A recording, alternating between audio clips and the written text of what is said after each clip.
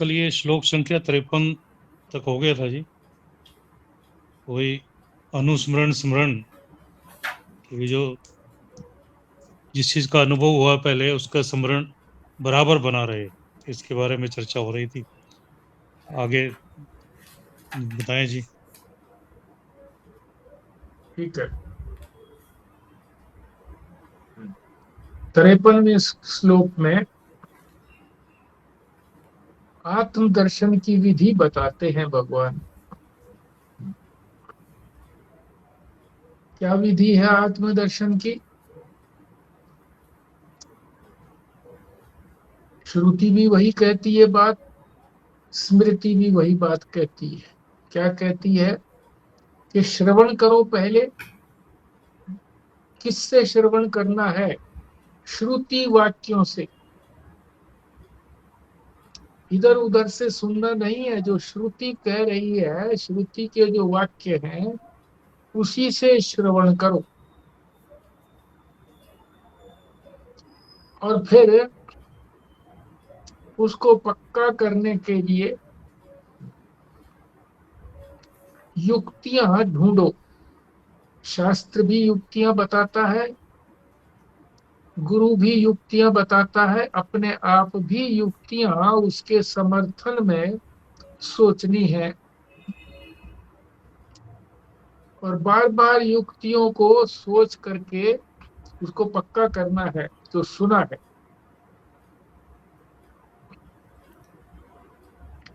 जब कोई भी संदेह न रहे, कोई भी जानने की इच्छा न रहे कि सब कुछ जान लिया है,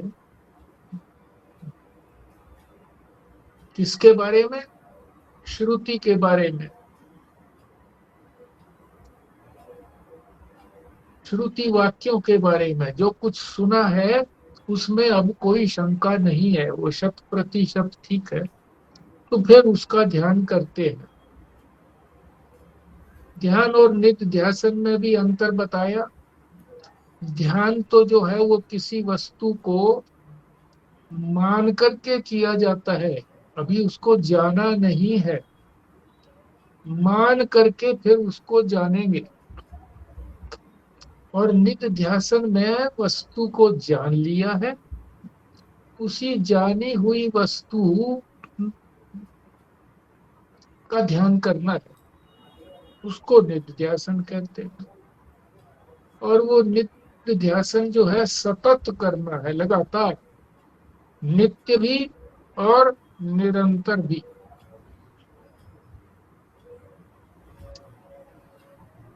फिर उसके बाद ये शंका आई कि नित्य और निरंतर करते रहेंगे तो अपने भोजन की व्यवस्था कैसे कर पाएंगे? तो भगवान ने कहा है, तस्मात् सर्वेषु कालेषु, सभी कालों में, सभी समय में, माम अनुस्मर, मेरा अनुस्मरण करो और युद्ध भी करो। तो भगवान ने कहा है, गलत तो कहा नहीं है। तो यहाँ पर स्मरण और अनुस्मरण का अंतर बताया है।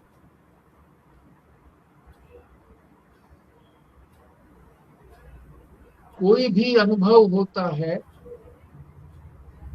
उसके बाद उस चीज का स्मरण किया जाता है, याद की जाती है।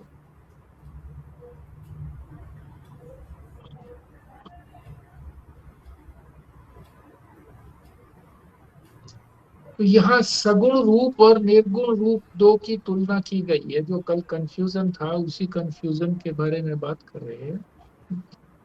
एक सगुण रूप का अनुभव, एक निर्गुण रूप का अनुभव। सगुण रूप का अनुभव होने के बाद जब दर्शन हो गए भगवान के, अब याद करने की जरूरत नहीं है, अब स्मरण करने की जरूरत नहीं है।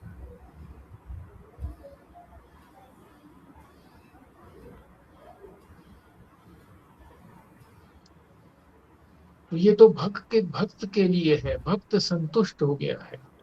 ज्ञानी जो है वो निर्गुण रूप का अनुभव करना चाहता है बुद्धि से,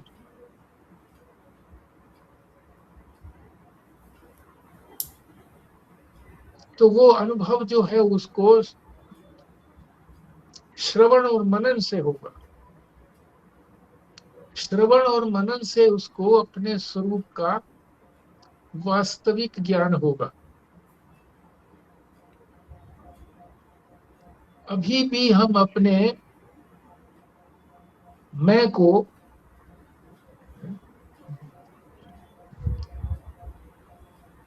जो शरीर से लेकर के अंतःकरण तक जुड़ा हुआ है, इसको कभी अभी भूलते नहीं, अब भी नहीं भूलते हैं। और जब इसको जुड़ा हुआ महसूस करते हैं तो हम अपने आप को ब्राह्मण, क्षत्रिय, वैश्य, पिता माता जो भी कुछ है सबको मिला करके मैं समझते हैं।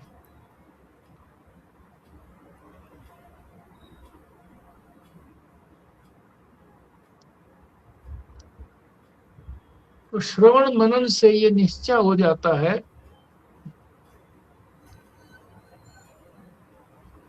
कि शरीर अपना काम करता है, इंद्रियां अपना काम करती हैं, सब अपने अपने विषयों की तरफ जाते हैं, मगर हम याद रखते हैं कि मैं कौन हूं। इसीलिए भगवान ने कह दिया गुणा गुणेषु वर्तन्ते। इस पद को भी समझ ले। गीता का, भगवत गीता का ये बड़ा प्रसिद्ध शब्द है, गुणा गुणेषु वर्तन्ते। गुणा का मतलब है यहाँ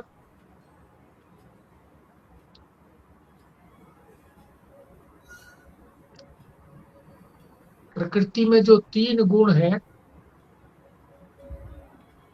उन तीन गुणों से बने हुए जो भी पदार्थ हैं हमारे शरीर के अंदर, शरीर बना है,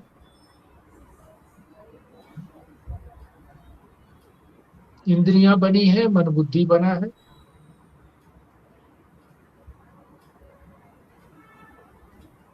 तो प्रकृति में तीन गुण जो है वो सत्वगुण, रजोगुण और तमोगुण। तमोगुण से हमारा शरीर बना है,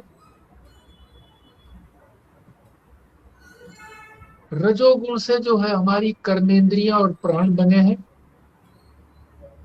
सत्व गुण से हमारे ज्ञानेंद्रियां और अंतःकरण बना है।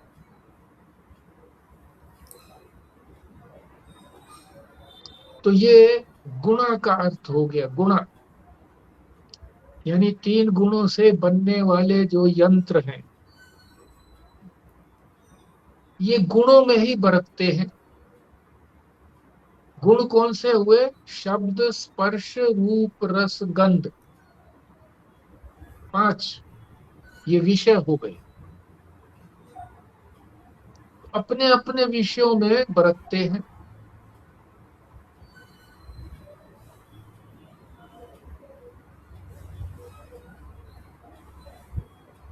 सत्व गुण वाले जो इंद्रियां हैं और अंतःकरण है, ज्ञानेंद्रिय और अंतःकरण,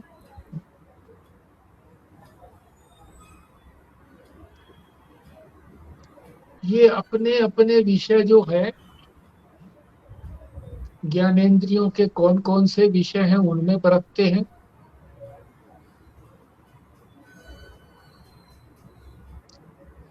कर्मेंद्रियां और प्राण जो है वो अपने विषय में बरतते हैं। जिनसे ये पैदा हुई है उन्हीं गुणों के अंदर वही गुण अपने गुण छांट लेते हैं और उन्हीं में ये बरतते हैं। तो ये अपना अपना काम कर रहे हैं। तो मैं आत्मस्वरूप हूँ, मैं करने वाला नहीं हूं, करने वाले सब यही है। करने वाले ये सारे यंत्र हैं। जब कोई क्रिया होती है तो हम जानते हैं कि हमारी कर्मेंद्रियां और प्राण कर रहे हैं, मैं इनसे अलग हूं। जब कोई ज्ञान हो रहा है तो हम समझते हैं कि ये अंतःकरण और ज्ञानेंद्रियों के द्वारा ज्ञान हो रहा है, मैं इनसे अछूता हूं। शरीर जो है ये तमोगुण प्रधान है, तो मेरा कोई तात्पर्य नहीं है। शरीर जो भी कुछ कर रहा है मैं उससे अलग हूं।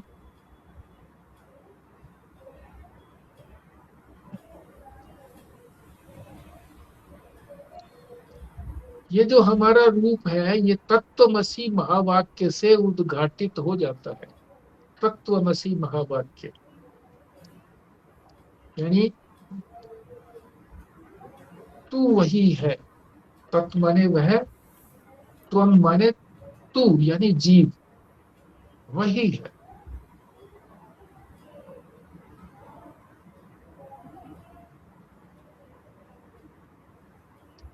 स्वरूप में स्थित रहते हुए ये सब अज्ञान से प्रतीत हो रहे हैं।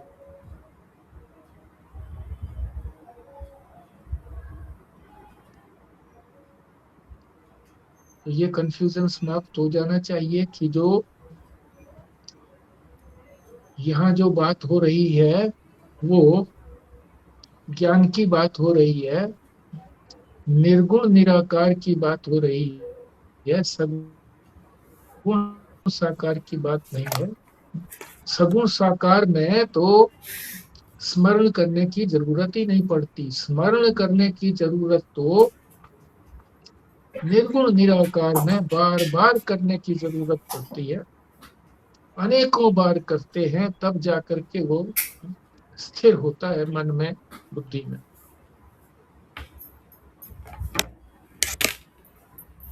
आगे फिर विषय आता है कि अज्ञान तो खत्म हो गया, लेकिन अभी प्रारब्ध बचा हुआ है, यानी भोग भोगना बचा हुआ है। सुख का भोग हो चाहे दुख का भोग हो, अभी वो बचा हुआ है, तो इसलिए शरीर भी बचा हुआ है। तो जब तक ये शरीर बचा है भोगने के लिए, अज्ञान तो समाप्त हो गया मगर उसका लेश रह गया।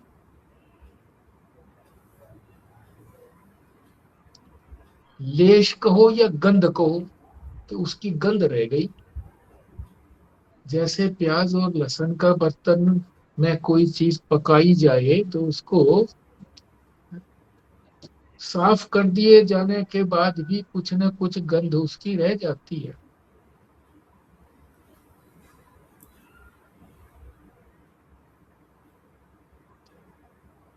गांव में पड़ोसियों के पास जो जाट जमींदार थे, चक्कू भी नहीं होता था तो मांगने के लिए आते थे, दादी चक्कू दे दे। अब उन्होंने तो प्याज और लहसुन काट करके देकर चले जाते थे, तो धो भी लेते थे। उसके बाद फिर हमारे यहाँ सब्जी बनती थी आलू आदि की, तो उसमें गंध आती थी।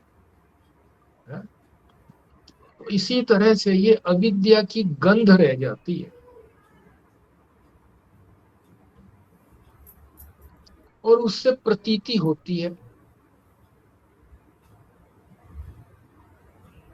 तो यहाँ महाराज जी समझा रहे हैं कि कोई चित्र जो है वो कपड़े पर या कागज पर चित्र बना दिया, राम लक्ष्मण और सीता का ही मान लीजिए चित्र बना दिया, चित्र बड़ा बढ़िया बना।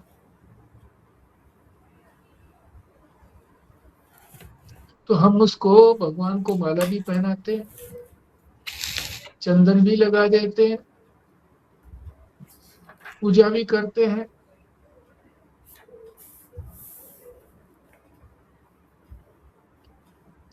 उसी अनुसार व्यवहार करते हैं। जैसे मान लो ये जीते जागते हैं राम हो,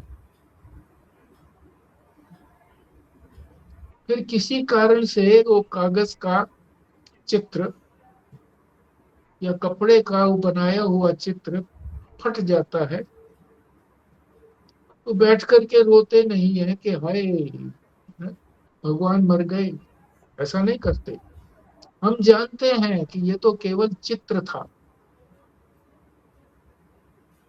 ये तो प्रतीत ही हो रहा था, चित्र के रूप में प्रतीत हो रहे थे, भगवान कहीं गए नहीं है, वो प्रतीति हट गई है बस।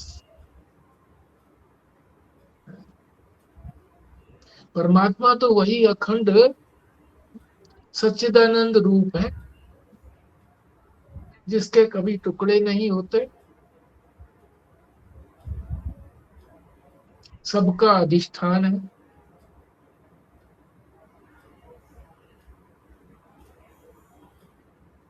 तो जब ये लेशा विद्या समाप्त हो जाती है तो वो प्रतीति भी समाप्त हो जाती है। यानी प्रारब्ध जब समाप्त होता है तो वो प्रतीति भी समाप्त हो जाती है। इसी को यहाँ निधिध्यासन कहा है।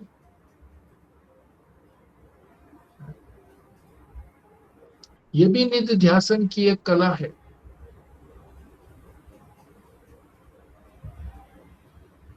पहले तो ज्ञान के लिए निधिध्यासन किया, अब ज्ञान होने के बाद जो प्रारब्ध शेष है और लेशा विद्या बची है, उसमें जो प्रतीति होती है, उस प्रतीति को व्यर्थ समझना, जो वास्तविकता है उसको समझ लेना, ये ये भी निधिध्यासन है।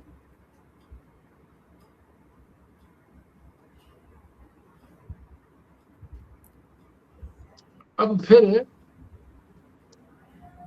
स्मृतिकारों ने, वो एक प्रश्न पूछना है, बीच में थोड़ा परेशान कर रहा है वो।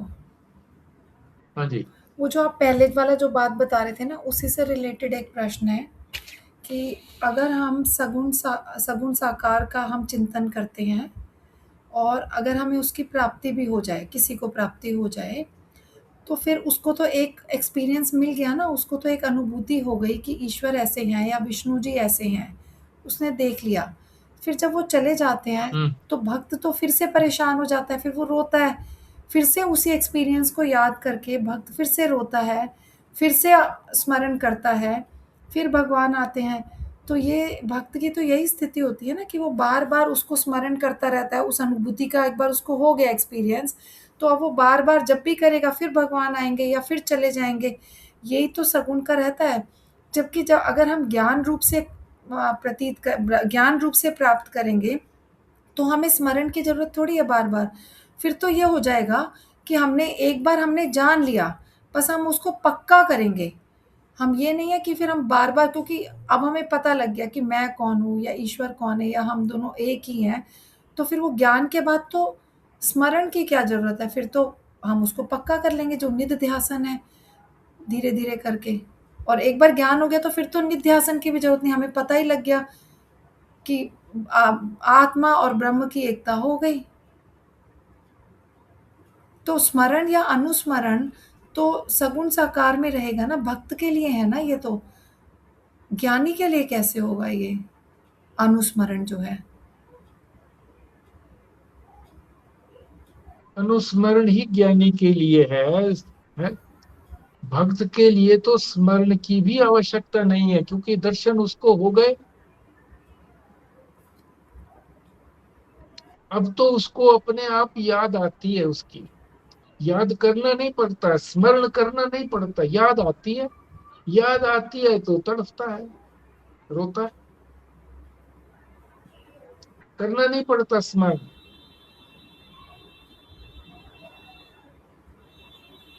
निर्गुण निराकार के अंदर स्मरण करना पड़ता है, उसी को अनुस्मरण कहते हैं। पहले और बार बार करना पड़ता है। कहां से लेकर के करना पड़ता है? श्रवण से लेकर के। श्रवण भी करते हैं, फिर मनन भी करते हैं, फिर नित्य ध्यासन भी करते हैं, फिर भी बीच बीच में उसको जो विषयों के संस्कार जन्म जन्मांतर से पड़े हुए हैं, उससे फिर उसको विस्मृति हो जाती है, फिर उसको याद करता है बार बार। इसी को अनुस्मरण कहा गया है। तो भक्त को जरूरत नहीं पड़ती। ज्ञानी किस चीज के लिए स्मरण करता है, किस चीज का स्मरण करता है?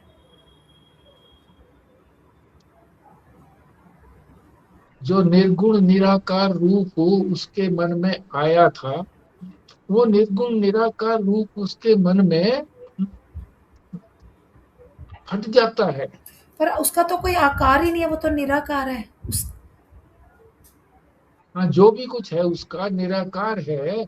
जो भी उसके मन में निश्चय हुआ था, वो निश्चय डिग जाता है, अडिग नहीं रहता। उसको अडिग करने के लिए फिर श्रवण करो शास्त्र वाक्य से, श्रुति वाक्य से, फिर मनन करो, फिर निध्यासन करो। फिर भूलता है, फिर करो, उसके लिए बार बार करना पड़ता है। तो वो किसका, ब्रह्म का स्मरण करेगा बार बार, जो निर्गुण निराकार ब्रह्म है उसका चिंतन करेगा, उसका स्मरण करेगा, या फिर इस बात का हाँ, कि, उसी का या करो। फिर इस बात का कि कौन आत्मा है, कौन अनात्मा है, कौन मैं हूँ, कौन ब्रह्म है, इसका करेगा ना चिंतन, तो वो इसका अनुस्मरण करेगा। हाँ, तो श्रवण के अंदर, श्रवण करने में ये सारी बातें आ जाती हैं। श्रवण में, श्रवण में केवल एक ही बात नहीं आती, नित्य नैमित्तिक कर्म वगैरह सब कुछ आ जाते हैं। और ये बाहर के जितने भी बताए हैं, विवेक वैराग्य षट संपत्ति और मुमुक्षा, श्रवण तो तभी संपन्न होगा ना जब ये अधिकारी बनेगा।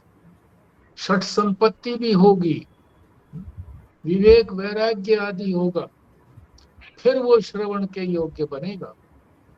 तो जिसने ये सब संपूर्ण कर लिया है वो श्रवण करेगा। फिर क्या करेगा? श्रवण वो श्रुति वाक्य करेगा। श्रुति वाक्य ही तो यही बताता है कि विवेक क्या है, वैराग्य क्या है, षट संपत्ति क्या है, मुमुक्षा क्या है। ये सभी शास्त्र ही तो बताता है, श्रुति ही तो बताती है, वेद ही तो बताता है, गुरु ही तो बताता है। एक और, अभी आएगा ये विचार। अच्छा, एक और हाँ, प्रश्न था बोलो। कि जब भगवान कहते हैं कि तू युद्ध भी कर और तू अनुस्मरण भी कर, हाँ। इसी तरह से जैसे हमारा भी युद्ध हम्म। चल ही रहा है कि हम संसार के कार्यों में लगे हुए हैं और फिर स्मरण भी करें, तो इसका भी आप आंसर करो कि ये कैसे पॉसिबल है कि हम स्मरण भी करें और कार्य भी करें?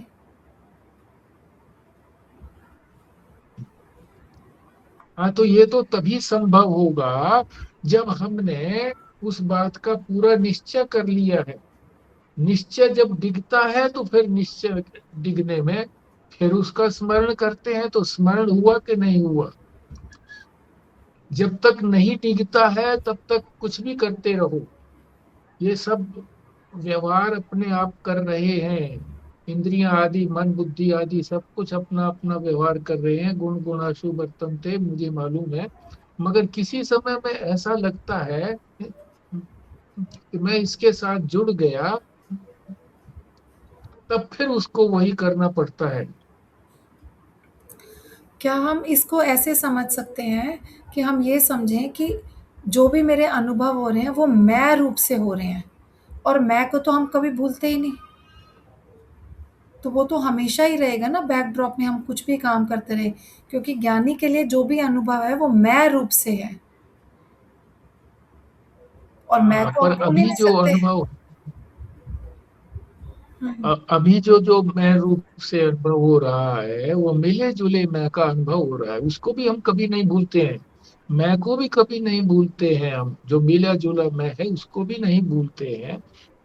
जब ये अलग हो जाएगा तब तब भी नहीं भूलेंगे। तब इन शरीर आदि की क्रियाओं को अलग समझेंगे।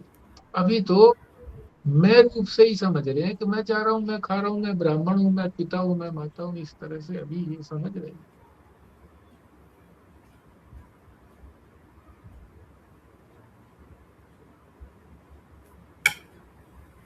हाँ ठीक है जी। अब ये साक्षात्कार के जो साधन हैं, उन्हीं साधनों को फिर बताएंगे और विस्तार से बताएंगे।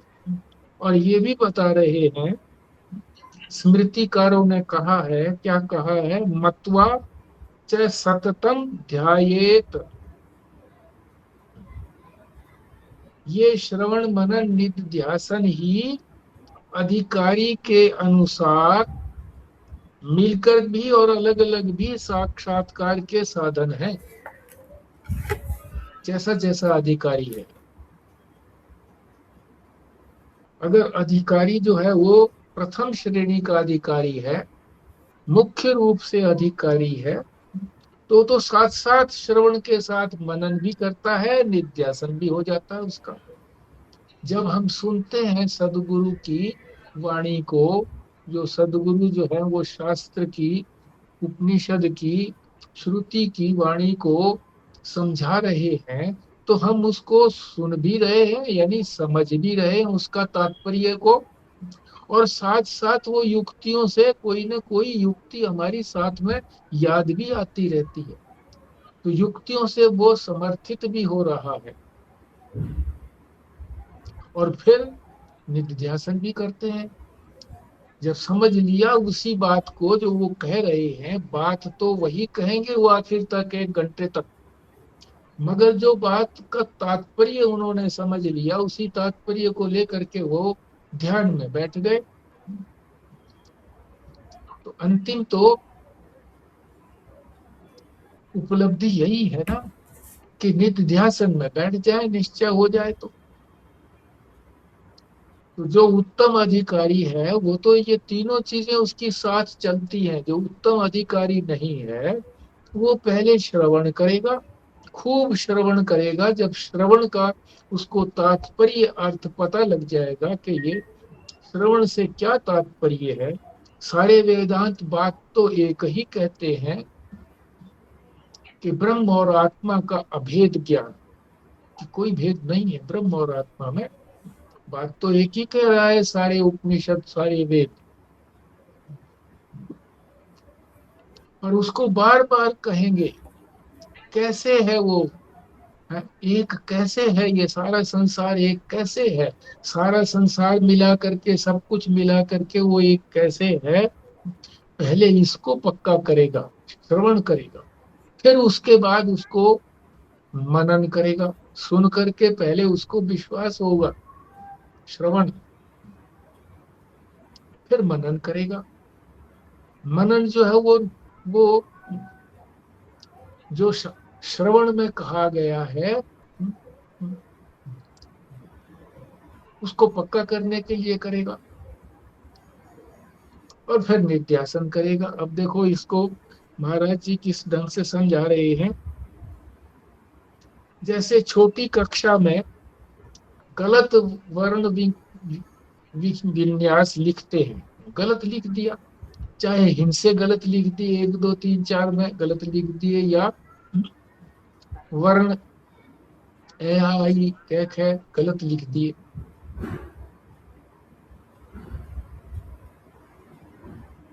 तो अध्यापक जो है वो क्या छोटी कक्षा में क्या करता है कि पहले उसको हाथ पकड़ करके बच्चे का वो लिखवाता है उसी तरीके से, कि ये क है, इस तरीके से ये ए है।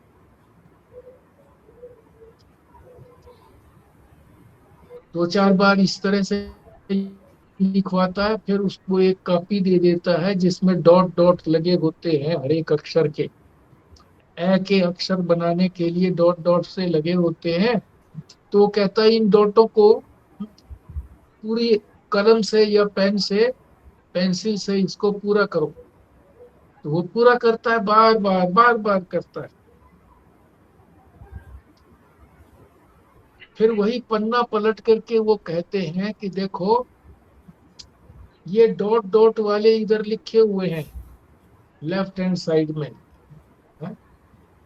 अब राइट हैंड साइड में इनको देख देख करके लिखो, तो वो देख देख करके फिर वो लिखता है, फिर उसमें करेक्शन करते हैं गुरु, फिर बार बार लिखने को कहते हैं।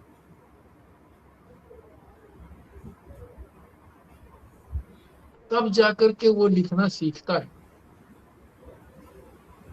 तो यहाँ क्या करना है, गुरुजी क्या करते हैं, गुरुजी तो 2-4 बार सुना देंगे,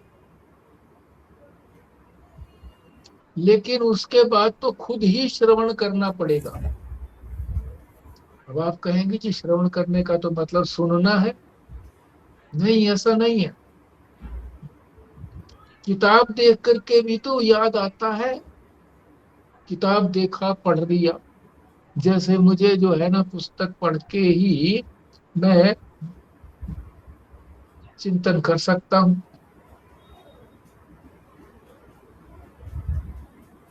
तो चाहे किताब देख करके करो, और चाहे किसी ने श्रुति वाक्यों को रट रखा है, मंत्रों को रट रखा है, तो वो मंत्र बोल करके उस पर विचार करता है बार बार। तो चाहे गुरुमुख से सुनो, चाहे किसी प्रकार से उन श्रुति वाक्यों को दोहरा कर विचार करो। करना विचार है, दोहराना है, मन में दोहरा लो, बोल करके दोहरा लो, फिर विचार करो कि ऐसे कैसे है।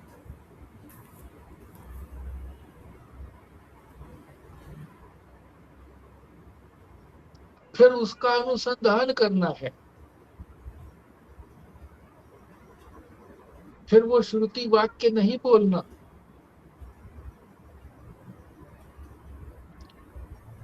अब वो समझ लिया, अब उसका अर्थ का अनुसंधान करना है। कैसे करना है?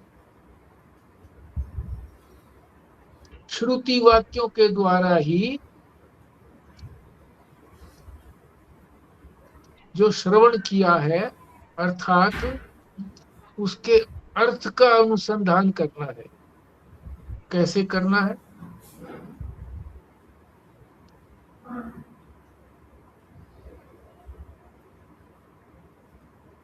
इस सारे प्रकरण का असली अर्थ या प्रयोजन क्या है, इसका बार बार अनुसंधान करना है। कि जो कुछ भी ये प्रकरण में कहा गया है,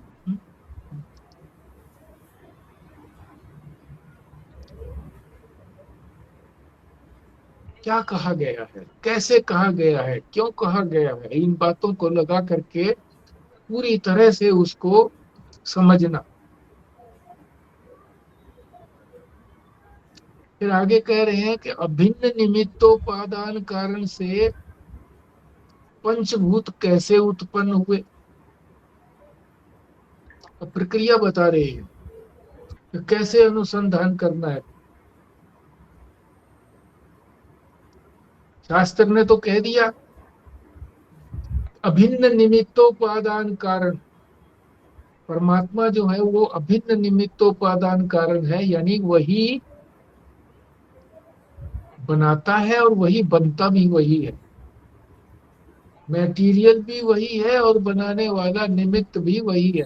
उपादान भी वही है और निमित्त बनाने वाला भी वही है। परमात्मा ही है, एक ही है बस। अब उस एक से किस प्रकार से ये सारा प्रपंच उत्पन्न हुआ,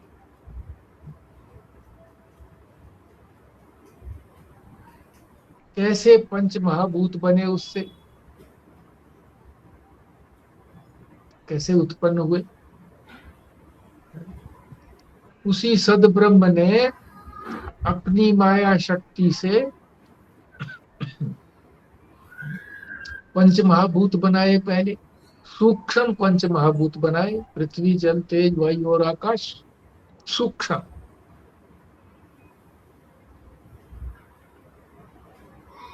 और उन सूक्ष्मों से प्रकृति में तो 3 गुण है, सत्व गुण, रजोगुण, तमोगुण। सत्व गुण से कौन कौन से यंत्र बने हमारे? तो सत्व गुण से क्या बना, आपको मालूम होना चाहिए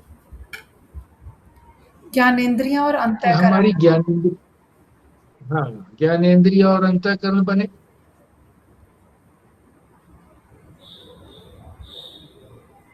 पांच भूतों से ही बने वो। और रजोगुण से, जो रजोगुण का अंश है, उससे क्या बना, बताओ। कर्मेंद्रियां। कर्मेंद्रिय और प्राण। हाँ।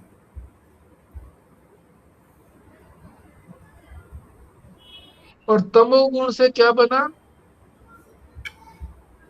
शरीर। हाँ, शरीर बना।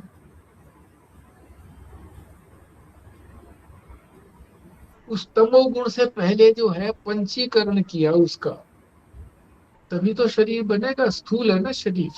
पंचीकरण किया। अब आप जानते हैं पंचीकरण की प्रक्रिया भी,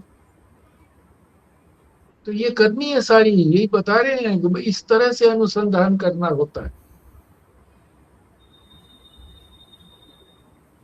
तो शरीर भी बना और 5 विषय भी बने। जितने भी सारे संसार के पदार्थ हैं, ये भी तो बने, ये भी तो दिख रहे हैं हमको, ये भी बने। 5 ही विषय है, उनसे अतिरिक्त संसार में और कोई विषय नहीं है।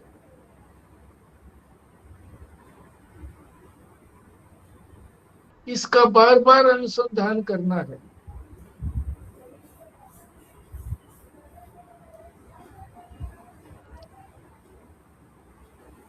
ताकि ये जो कार्य जगत है, कारण से कार्य बना है ना ये जगत, कारण जो है वो अज्ञान है, उससे ये सारा बना है। ये अज्ञान की परंपरा चल रही है। अभी हमारे में अज्ञान है, तो अज्ञान को ही मान करके कि तुमको ये संसार दिख रहा है, अपना शरीर भी, इंद्रिय, मन, बुद्धि दिख रही है, इसलिए तुमको अभी अज्ञान में हो। तो ये सारा संसार जो है ये अज्ञान का कार्य है, अज्ञान कारण है, उससे ये बना है। तो इसका कोई हिस्सा छूट ना जाए।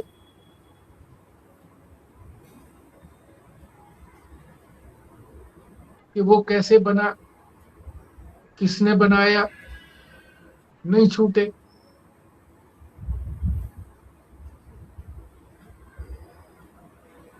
अब ये तो बता दिया क्रम, प्रारंभ में जो इस तरह से अनुसंधान करेंगे वो तो इसी क्रम से करेंगे, तभी तो उनको समझ में आएगा कि अब कुछ नहीं बचा है।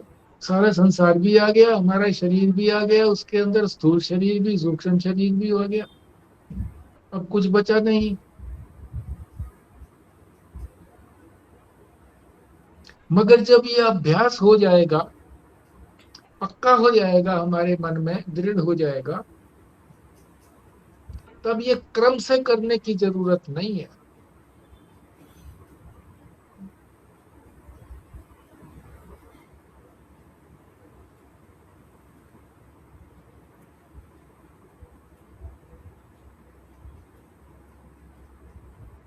फिर तो ये जो अर्थ का अनुसंधान किया है,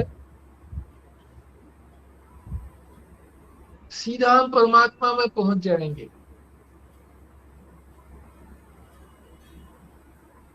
पृथ्वी को देखते ही हम सीधे परमात्मा में पहुंच जाएंगे, क्योंकि हमको क्रम तो मालूम है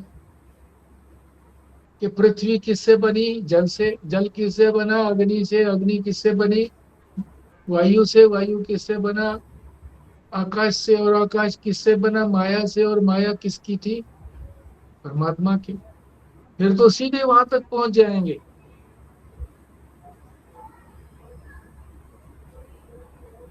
तो केवल शब्दों का अनुसंधान नहीं करना है, शब्दों के अर्थ का अनुसंधान करना है कि ये शब्द क्या कह रहे हैं।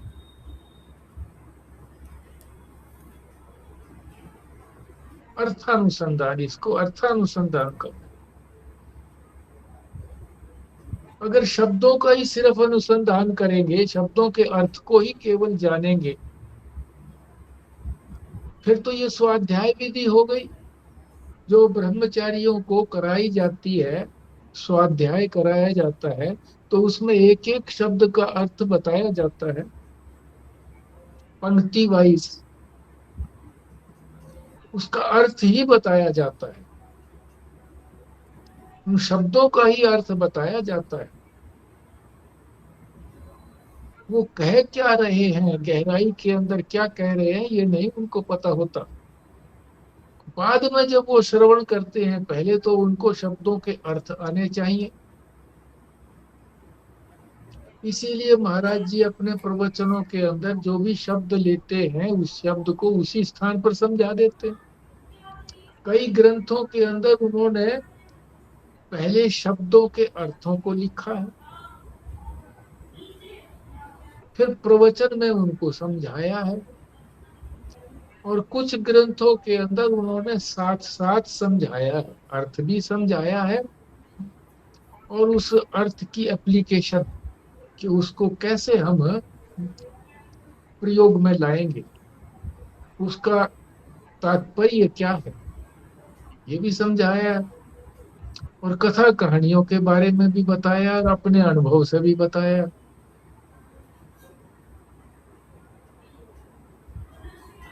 अगर सिर्फ स्वाध्याय विधि का पालन करेंगे, कोई शब्द का अर्थ समझ लिया तो ये तो स्वाध्याय विधि है, श्रवण विधि नहीं है, इसको श्रवण विधि नहीं कहेंगे।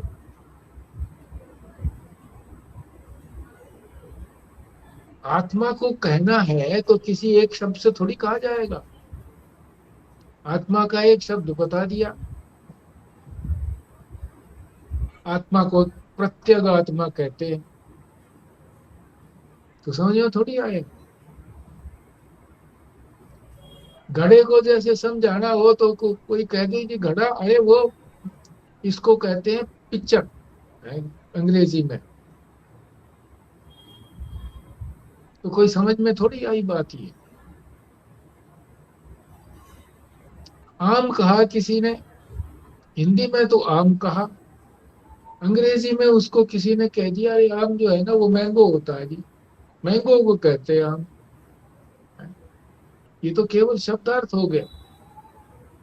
पता होना चाहिए हम लोगों को, तो इसलिए पता है कि हम जानते भी हैं कि आम जो है वो खाया जाता है, मधुर होता है, तरह तरह के आम होते हैं, पेड़ों पर लगते हैं, पक जाते हैं तो फिर उनको तोड़ लिया जाता है, कच्चे भी तोड़ करके डीप फ्रीजर में रख दिए जाते हैं, कोल्ड स्टोरेज में। ये सारी बातें हमको तो मालूम है, पर जिसको मालूम नहीं है परंतु उसको सिर्फ ये बता दिया जाए ये घड़ा है तो ये पिक्चर है, तो नहीं समझ में आएगा। केवल शब्द का अर्थ दूसरा बता दिया, ट्रांसलेशन करके बता दी, तो कुछ उसको लाभ होने वाला नहीं है। पूरा विस्तार से बताना चाहिए। आत्मा का जैसे बताया, किसी एक अक्षर या शब्द का तो नाम है नहीं,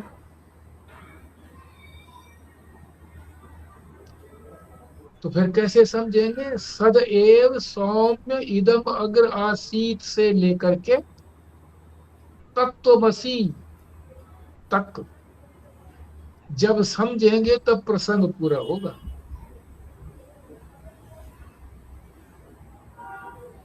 उपनिषद का पाठ करते रहेंगे तो प्रयोजन सिद्ध नहीं होगा।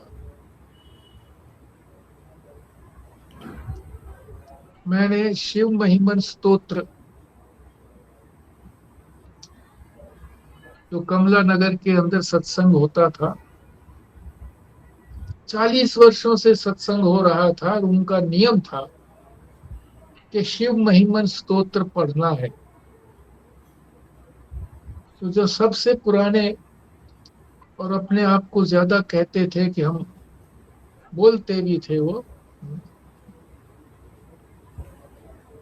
तो मैंने उनसे अलग से पूछा, मैंने कहा जब आप ये शिव महिमन स्तोत्र का पाठ करते हो तो इसका अर्थ साथ साथ आपको उद्घाटित हो जाता है क्या, पता लग जाता है क्या? बोले नहीं लगता पता, 40 साल हो गए। मैं जब गुजरात में गया तो मैंने भी ये नियम रखा। तो मैं एक पद का, एक स्तोत्र का, जो सरल सा लगता था, दो चार तो ऐसे थे जो समझ में आ ही गए थे अपने आप ही। फिर उसके बाद जो सरलता से समझ में आ रहे थे, उच्चारण भी जिनका सरलता से हो जाता था, उच्चारण के अनुसार समझ में आ जाते थे, उनका सोचा, उनका अर्थ जो था लिख लिया उसी में शिव महिमन स्तोत्र की पुस्तक पर। तो पाठ करता था तो मैं कम से कम उसमें जिनका मुझे अर्थ मालूम था तो साथ साथ अर्थ भी पता लगता रहता था, पाठ भी करता था, अर्थ भी पता लगता रहता था। कुछ रह गए थे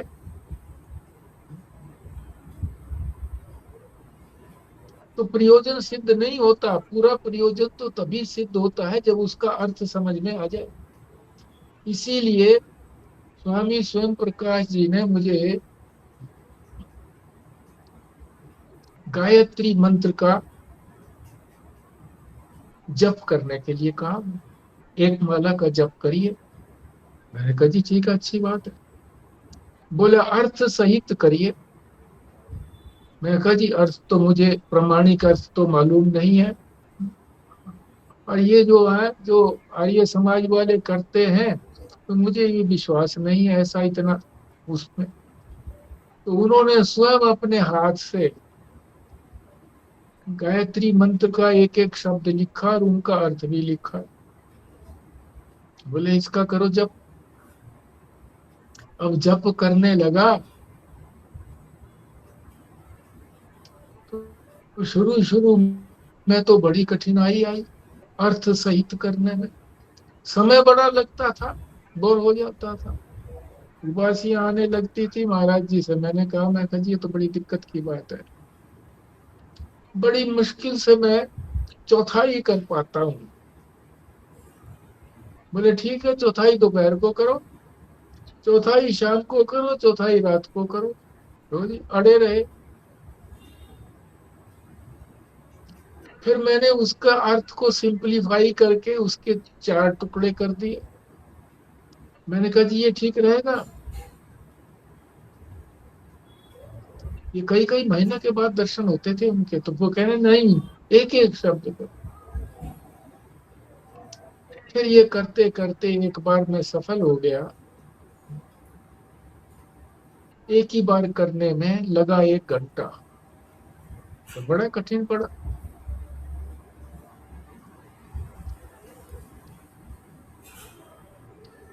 अब जो है मैंने क्या विधि अपनाई है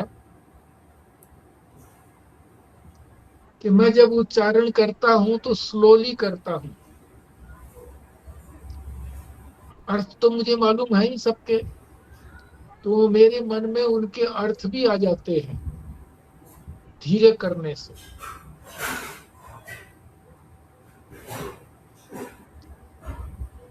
अब वो 25 मिनट में पूरा हो जाता है अर्थ सहित।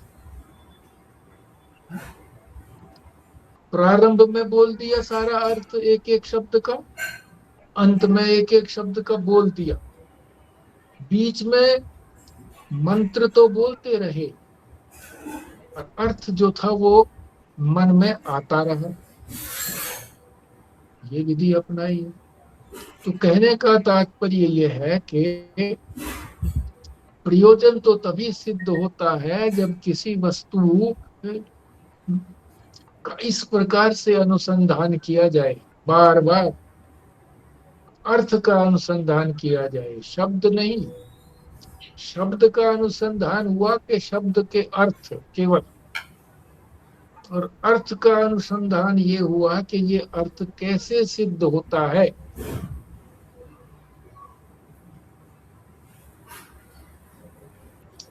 अभी ये जो आप करा रहे ये थे ना, आपको, अभी एक और जो आपने हाँ ये जी, कराया था ना कि जैसे सत्व गुण में ये वाले हो जाएंगे, फिर रजोगुण में, तमोगुण में, ये वाला एक बार आप दोबारा रिवाइज कराना कि कहाँ से कहाँ तक चलना है, इसके अंदर कैसे करना है ध्यान। हाँ जी।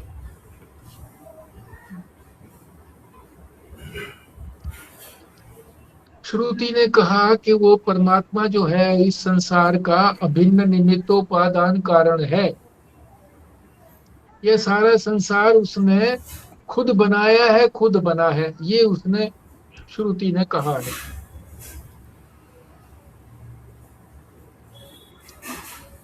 फिर इसको क्रम से समझना है कि ये पांच भूत कैसे पैदा हुए।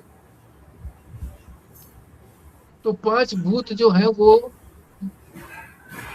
भगवान ने अपनी माया शक्ति से पांच महाभूत उत्पन्न किए। कौन से महाभूत उत्पन्न किए? सूक्ष्म पंच महाभूत। नाम वही है, स्थूल के भी और सूक्ष्म के भी।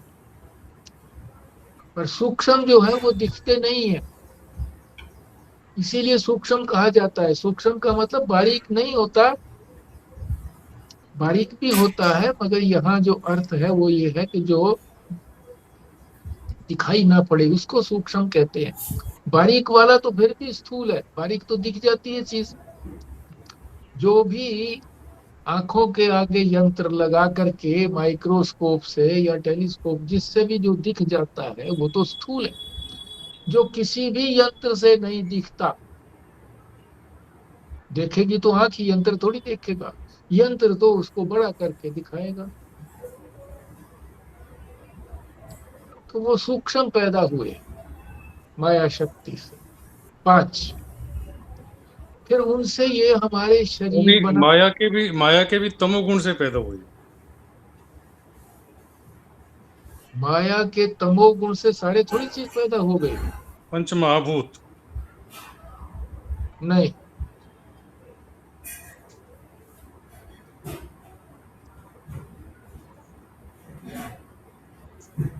तमोगुण से तो ये सारे विषय बने हैं। पांच विषय, शब्द स्पर्श रूप रसगंध, और ये शरीर बना है। मगर ये शरीर और जो पांच जो विषय हैं ये तो पंचीकरण के बाद हुए हैं, सूक्ष्म पंच महाभूतों से नहीं बने हैं। सूक्ष्म पंच महाभूतों से तो हमारी ये ज्ञानेंद्रियां, कर्मेंद्रियां और अंतःकरण और प्राण ये बने हैं। तो कैसे कैसे बने हैं देखो। सत्व गुण से आपने बताया ही था, बोलिए क्या बना?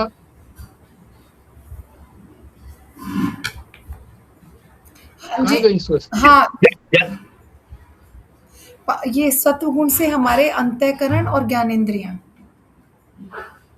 हाँ, फिर और रजोगुण से? रजोगुण से हमारी कर्मेंद्रियां और प्राण, हम्म, और तमोगुण से शरीर और पांच विषय। वो अभी, अभी तमोगुण नहीं आएगा, पंचीकरण करना पड़ेगा तब शरीर बनेगा। क्योंकि शरीर तो स्थूल है ना, दिखाई देता है। तो ये जो पंच महाभूत सूक्ष्म है तो दिखाई नहीं देंगे। तो पंचीकरण किया गया इनका, उससे ये शरीर बना, स्थूल शरीर। और ये सारे पांच विषय बने, सारे संसार के विषय दिखाई देते हैं ना हमको, सारे विषय। तो ये स्थूल से बने हैं, शब्द स्पर्श रूप रसगंध, पांच। पांच ही इन पांचों का ही सारा संसार विस्तार है। इस तरीके से बना। तो ये क्रम से सोचना है पहले। फिर जब अभ्यास पक्का हो जाएगा तो फिर क्रम की आवश्यकता नहीं है, फिर तो सीधे ही भगवान तक पहुंच जाएंगे।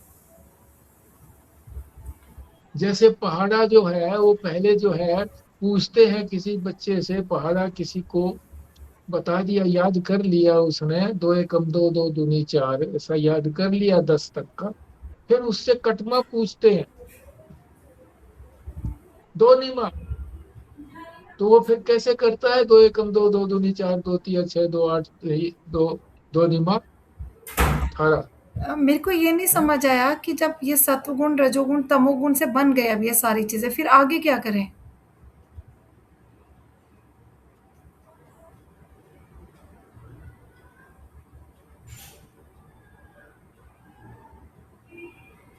आगे क्या करें? ये सब बन गया, चलो फिर हम अब ईश्वर तक कैसे पहुंचे? अभी आगे का तो बताओ। यहाँ तक तो पहुंच गए ना हम, सारा संसार बन गया, पृथ्वी बन गई, पंचीकरण करके आकाश, वायु, अग्नि, जल और पृथ्वी, और फिर ये सारा संसार बन गया स्थूल। अब आगे ये बताएंगे कि ये जो सारा संसार है ये रहने वाला नहीं है, ये बदलने वाला है, इसलिए इसमें फंसना नहीं है, इससे वैराग्य करना है। तो कैसे वैराग्य करना है, इस बात को बताएंगे। ये शास्त्री तो बता रहा वैराग्य करना। पहले विवेक करेंगे, बताएंगे कि इसमें आत्मा और अनात्मा क्या है। जो नहीं बदलने वाली वो आत्मा, जो बदलने वाली है वो सारी अनात्मा। जब ये विवेक कर लिया फिर इनका वैराग्य करेंगे कि इनको छोड़ना है। अब छोड़ तो दिया, मगर फिर भी जो हमारी इंद्रियां हैं, मन बुद्धि,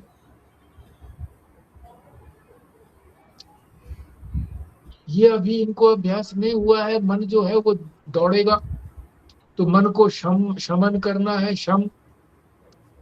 इंद्रियों को भी रोकना है, दम। उपरति, फिर शरीर भी भाग दौड़ करता है। माताओं को जो है, अगर वो बहू आ भी जाए, कहे माता जी अब मैं बनाया करूंगी, आपने बहुत सालों से बनाया है, अब आराम करिए आप, रहा नहीं जाता उनसे, वो फिर जाती है रसोई में। तो अभ्यास है, तो इंद्रियों का अभ्यास भी तोड़ना है, दम दम। उपरति, शरीर का भी अभ्यास हो गया ना भाई, शरीर तो वहां जाएगा, किचन में जाएगा, उस अभ्यास को तोड़ना है। उपरति, तितिक्षा, सहन करना है। ये सारे जो बताए गए हैं, षट संपत्ति, फिर मुमुक्षा, मुक्त होने की इच्छा, ये सारा क्रम जो है, ये सारा इस क्रम से हमको फिर परमात्मा तक पहुंचना है।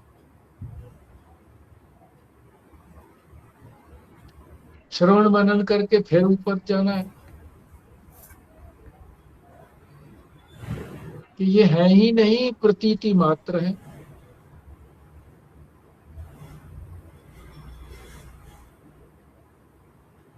और दूसरे तरीके से भी बताते हैं महापुरुष, शास्त्र बताता है,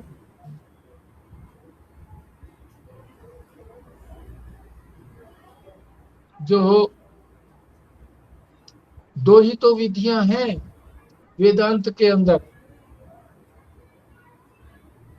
कौन कौन सी विधियां हैं, कई बार आपको बता चुके हैं, बोलिए।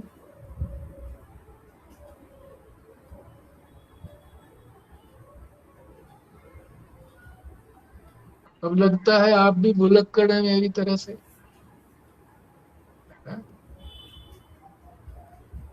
कौन सी दो विधियां, किस चीज की? समझ नहीं आई।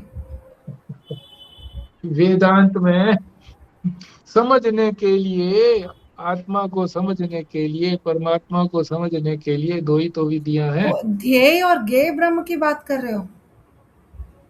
नहीं, दे की बात नहीं है, इसमें विधि है तो अलग है, ये कोई विधि थोड़ा ही है। ये भी खैर विधि है पर ये अलग है, मुख्य तो वही है।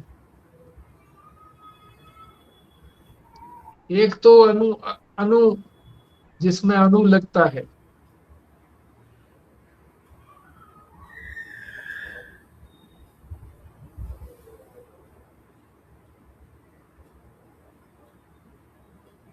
स्मृति धोखा दे जाती है, परमात्मा ही स्मृति को लाते हैं और परमात्मा ही स्मृति को ले लेते हैं। किसी और समय वह याद आ जाएगी।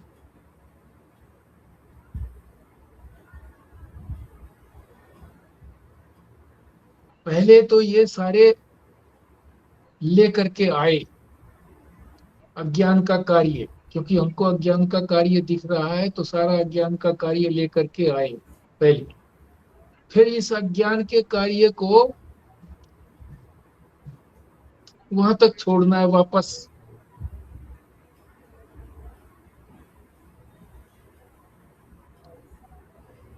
तो उसके दो नाम हो गए इस तरह से,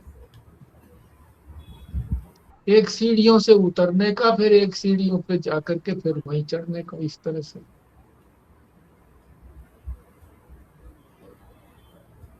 किसी समय याद आएगा तो बता देंगे।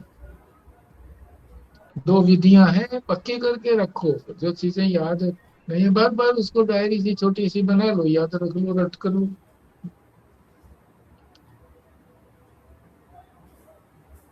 तो ये अनुसंधान का बता दिया कि ये बार बार अर्थ का अनुसंधान करना है।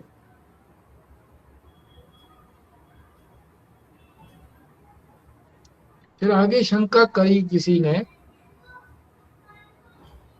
क्या हो गया भाई, तो 6-5 हो गए, यहीं तक विश्राम लेते हैं भाई। हाँ जी, ठीक है, पूर्णाहुति करिए। जी। ओम पूर्णमद पूर्णमिदं पूर्णात् पूर्णमुदच्यते पूर्णस्य पूर्णमादाय पूर्णमेवावशिष्यते। ओम शांति शांति शांति। नारायण नारायण नारायण। नारायण। नारायण। नारायण।